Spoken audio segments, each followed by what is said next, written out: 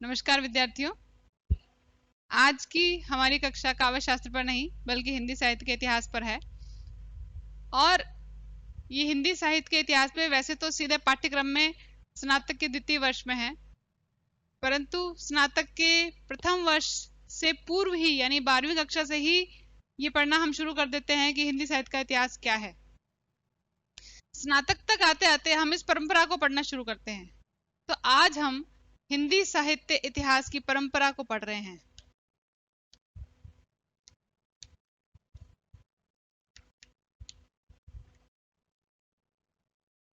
परंपरा,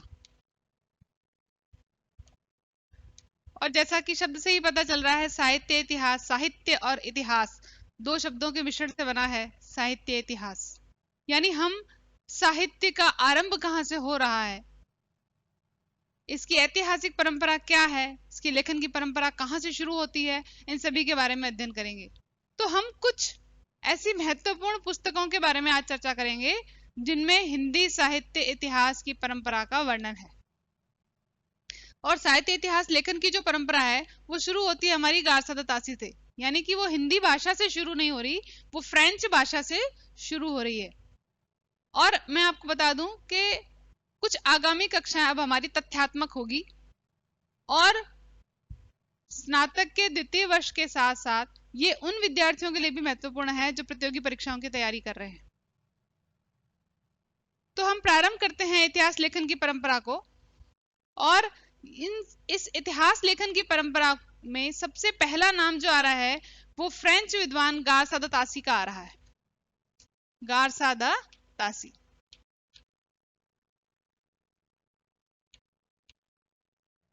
आपको बता दूं, फ्रेंच भाषा में लिखा है इन्होंने हिंदी साहित्य का इतिहास, और उस साहित्य इतिहास की पुस्तक का नाम है इस्तवार दला।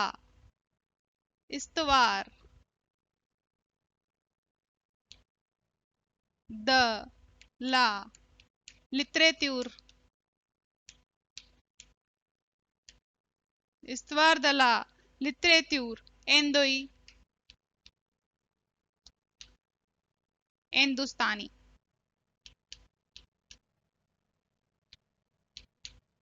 फिर से एक बार ध्यान से सुन लीजिए।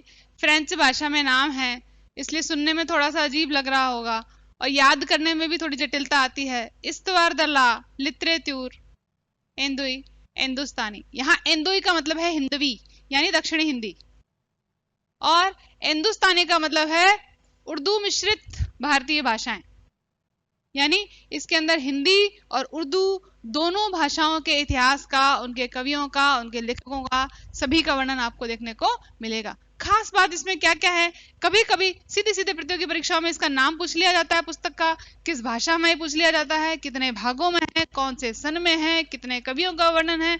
ये सभी वर्णन हम जो है थोड़ा थोड़ा संक्षेप में तथ्यात्मक जानकारी के रूप में आपके सामने मैं प्रस्तुत कर रही हूँ।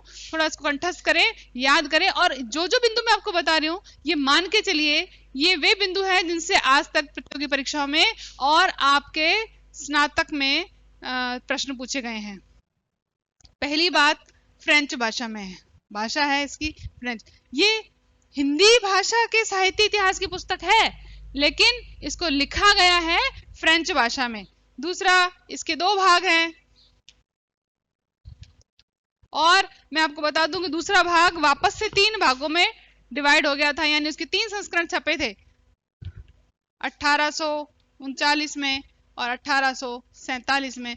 और जो इसका द्वितीय भाग है 1847 वाला, इसके 3 संस्करण निकले थे, और जो तीसरा भाग है वो लास्ट में यानी 1871 में। तो इन सभी में प्रथम भाग कब निकला, द्वितीय भाग कब निकला, द्वितीय भाग का अंतिम संस्करण कब निकला, इस तरह के प्रश्न आपसे पूछे गए हैं, तो इस चीज को ध्यान में रखें। दूसरा, मैं आपको बता दूं कि ये 738 कवियों का वर्णन है।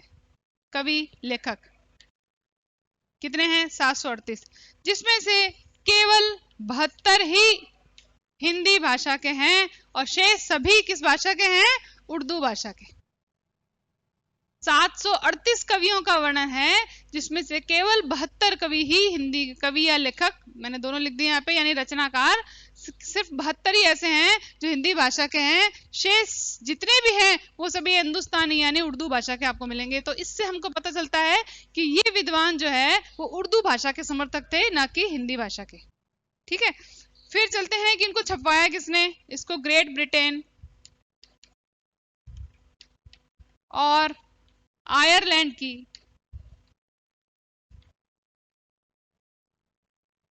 ग्रेट ब्रिटेन और आयरलैंड की प्राच्य साहित्य अनुवादक समिति, नाम था प्राच्य साहित्यिक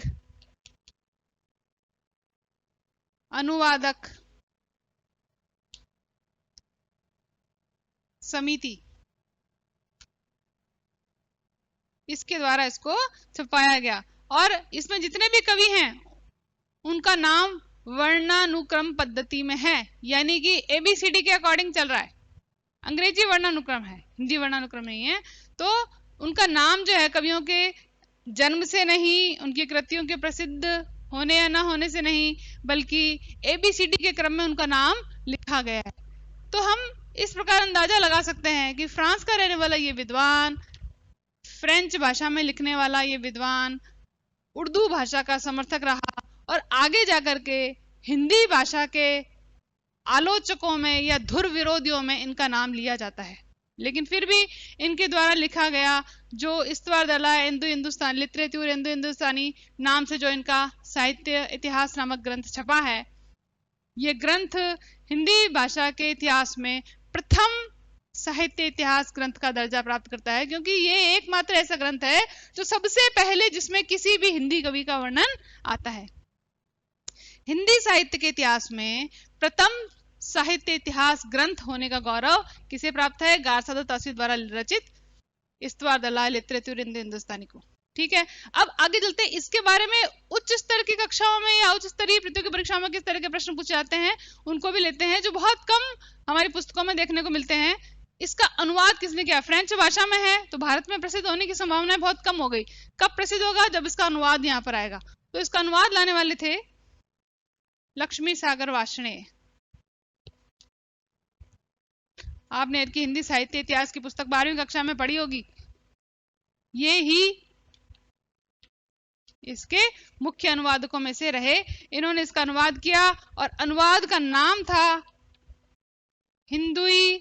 इन्होंने में हिंदी को या हिंदवी को एंदुई को हिंदुई नाम से अभिहित किया। हिंदुई साहित्य का इतिहास।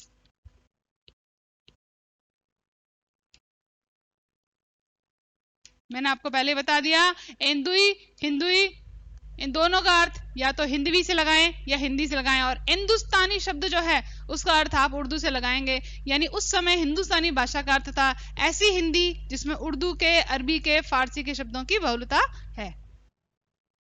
इसके छपने का वर्ष जो है 1952। ये बहुत कम पूछा गया है, फिर भी एक प्रिकॉशनरी दृष्टि से यानी हम इसको याद करते हैं। तो गारसादा तासी के बारे में जो सब कुछ है हमारे पास, फ्रेंच भाषा में लिखा गया इतिहास, उर्दू भाषा के समर्थक, और भारत में आजादी के बाद अपनाई जाने वाली जो भाषा थी जिस पर विवाद चलता है, राजा शिव प्रसाद सितारे हिंद और राजा लक्ष्मण सिंह का, इन दोनों का विवाद चलता है कि कैसी हिंदी अपनाई जाए, शुद्ध संस्कृत निष्ठ हिंदी हो या उर्दू अरबी फारसी शब्दों से युक्त मिश्रित हिंदी हो। तो उन दोनों में ये जो थे वो उर्दू भाषा के समर्थक माने जाते हैं। इनके विरोध में हम जो जिनका नाम सुनते हैं वो फ्रेडरिक पिनकॉट का नाम सुनते हैं, जिन्होंने बाइबल का हिंदी में अनुवाद किया, और वो इस बात के समर्थक थे कि भारत में भारतीय भाषा यानी कि हिंदी भाषा को अपनाया जाना चाहिए, न कि किसी विदेशी भाषा को। अब दूसरा नाम आता है हमारे सामने,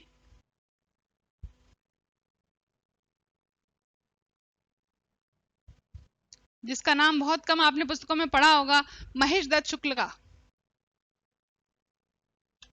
महेश दत्त शुक्ल, ये वो नाम है जिसने हिंदी भाषा में प्रथम साहित्य का इतिहास लिखा।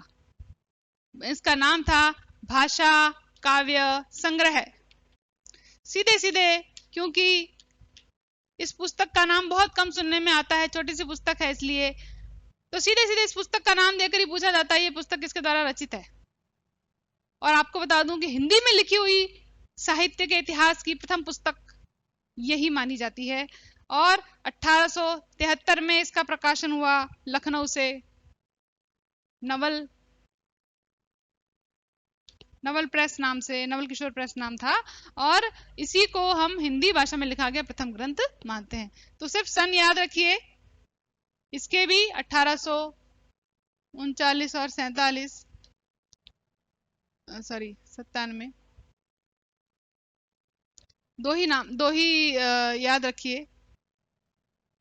इसमें भी इसका सन और इस पुस्तक का नाम, और खास बात यह है कि हिंदी भाषा में लिखा गई प्रथम साहित्य इतिहास की पुस्तक है।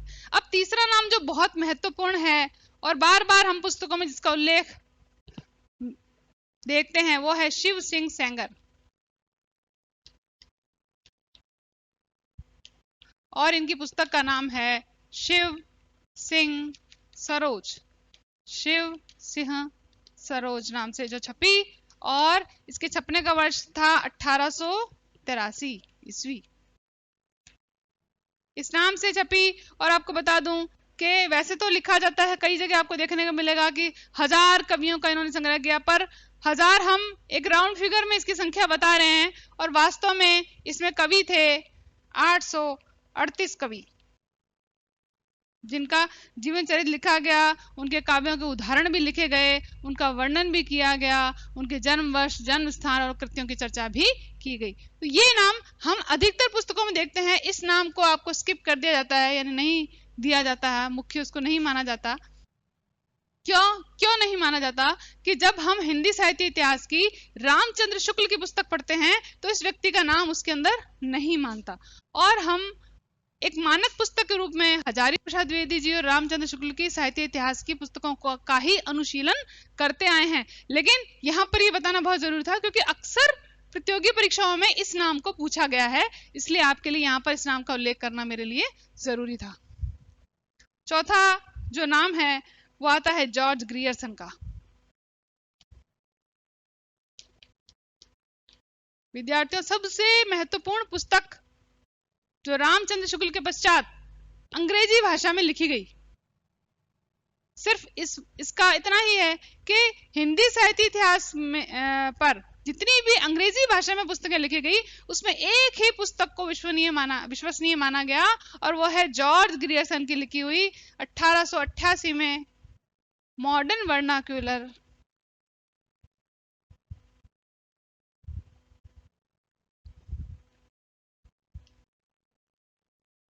मॉडर्न वर्नाक्यूलर लिटरेचर ऑफ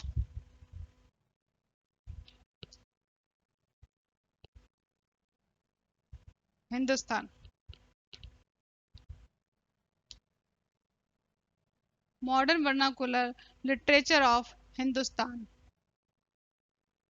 1888 में छपी है, और खास बात इसके बारे में यही है कि ये अंग्रेजी में है। और दूसरी खास बात इसके बारे में बहुत बार पूछा गया प्रश्न है कि हिंदी साहित्य में भक्ति काल को स्वर्ण युग नामक संज्ञा किसने दी? तो यहाँ पर आप जॉर्ज ग्रियर्सन का नाम याद करें, क्योंकि सबसे पहले भक्ति काल को, इनके बाद श्याम सुंदर दास जी का भी नाम आता है।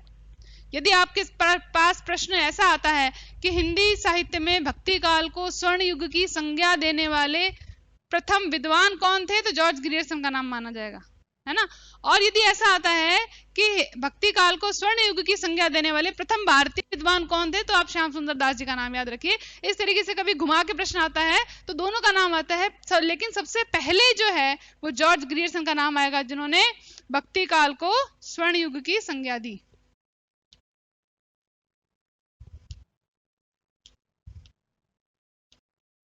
और दूसरी बात, एशियाटिक सोसाइटी ऑफ बंगाल द्वारा प्रकाशित किया गया 952 कवियों का वर्णन है। कवि, मेरे मुंह से बार बार यहाँ कवि निकल रहा है, तो कवि का अर्थ यहाँ रचनाकार लगाइए आप। कवि, लेखक, आलोचक जो कुछ भी है, यहाँ पर रचनाकार का नाम लेते हैं हम। 252 रचनाकार हैं,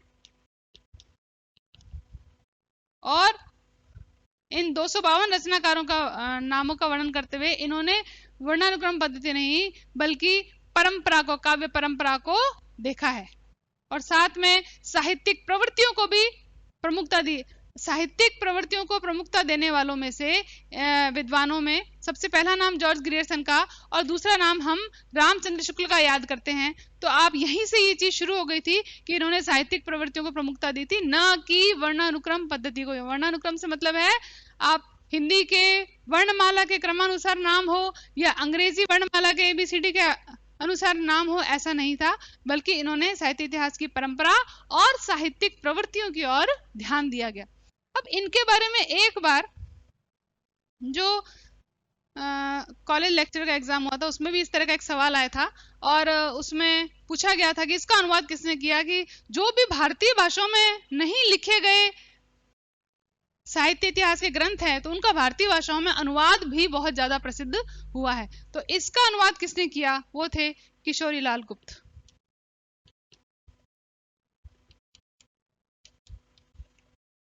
और किशोरीलाल गुप्त जो थे उन्होंने इसका नाम दिया हिंदी साहित्य का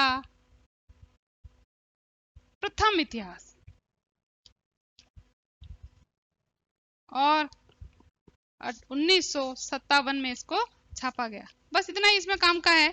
और आपको ये ध्यान में रखना पड़ेगा कि सबसे पहला तो लेखक का नाम क्या है, उसकी पुस्तक का नाम क्या है, कौन से सन में छपी है, किस भाषा में छपी है और उसका अनुवाद किस भाषा में छपा है। इन सभी बातों का साथ साथ इन्होंने वर्णानुक्रम पद्धति पर नहीं बल्कि परंपरा को और प्रवृत्तियों को, सांस्कृतिक प्रवृत्तियों को भी ध्यान में रखा। और खास बात यह थी कि इन्होंने हिंदी साहित्य इतिहास को काल खंडों में विभक्त कर दिया। ये प्रथम विद्वान थे। इस प्रकार एक सवाल पूछा गया कि हिंदी साहित्य इतिहास को काल खंडों में विभक्त करने वाले प्रथम विद्वान, तो आपको जॉर्ज ग्रियर्सन का नाम लेना पड़ेगा, क्योंकि यही सही मायने में हिंदी साहित्य इतिहास का प्रथम ग्रंथ माना जाता है। अब सवाल किस तरीके से पूछा जाता है, उस सवाल की भाषा को देखिए, परखिए, उसके आधार पर आपको उत्तर देना पड़ेगा। हिंदी में कौन सा प्रथम है, प्रथम कौन सा है, सही मायने में प्रथम कौन सा है। 3 प्रकार के प्रश्न हैं, तो इन तीनों प्रकारों के प्रश्नों का आपको अपने हिसाब से विवेक से उत्तर देना पड़ेगा। कालखंडों में विभक्त होने के साथ दूसरा, इन्होंने हिंदी को संस्कृत, प्राकृत और उर्दू से पृथक भाषा बताया और उसके कवियों का पृथक से वर्णन किया। अब तक इनसे पहले के जितने भी कवियों ने वर्णन किया है, आलोचकों ने जो हिंदी कवियों और रचनाकारों का वर्णन किया है, उसमें उन्होंने हिंदी को अपभ्रंश, प्राकृत, संस्कृत, उर्दू आदि सभी के साथ मिला करके प्रस्तुत किया है। लेकिन ये सबसे पहले विद्वान थे जिन्होंने हिंदी को अपभ्रंश, संस्कृत, प्राकृत और साथ साथ उर्दू से भी पृथक करके उनके कवियों और रचनाकारों, लेखकों का वर्णन यहां पर किया। इसके साथ ही 16वीं और 17वीं सदी जो थी, भक्ति काल, उसको 16वीं 17वीं सदी का युग है और उसी को सबसे पहले इन्होंने स्वर्ण युग की संज्ञा दी। आज के वीडियो में बस इतना ही। मैं आपको बता दूं कि ये अभी हमारा संपूर्ण नहीं हुआ है, ये बहुत लंबा चैप्टर है, इसलिए इसकी मैंने और अगली श्रृंखला भी आएगी, तो आप इसको संपूर्ण न माने, ये शुरुआत है अभी इसकी, और तथ्यात्मक जानकारी इसमें ज्यादा है, तो इनको आपको याद करना पड़ेगा, लिखना पड़ेगा और मान लीजिए कि थोड़ा सा रटना भी पड़ेगा। और प्रतियोगी परीक्षाओं के साथ साथ आपके स्नातक के भी द्वितीय वर्ष के लिए अति महत्वपूर्ण टॉपिक है, तो इसको थोड़ा ध्यान से करें, क्योंकि इसके बाद ही हम हिंदी साहित्य के इतिहास का वर्गीकरण कर सकते हैं। किसने किस प्रकार का वर्गीकरण किया। जब हमें यही नहीं पता होगा कि किस आलोचक की पुस्तक का नाम क्या है, वो कब छपी है, कहां से छपी है, उसका नाम क्या है, उससे पहले हम ये नहीं पढ़ सकते कि उसकी पुस्तक में वर्गीकरण किस प्रकार से किया गया है। तो इसके पश्चात जो हमारी आगे कक्षाएं होगी, तो हम सारी पुस्तकों का वर्णन समझने के बाद उनमें कुछ मुख्य आलोचकों की पुस्तकों में किस प्रकार हिंदी साहित्य के इतिहास को वर्गीकृत किया है, कितने कालखंडों में बांटा है, प्रथम कवि किसे माना है, और उसके बाद हम उसके आगे के कालों का वर्णन पढ़ सकते हैं, जो कि डायरेक्ट हमारे सेकेंड ईयर के कोर्स में है। आज की वीडियो में बस इतना ही। Thank you very much.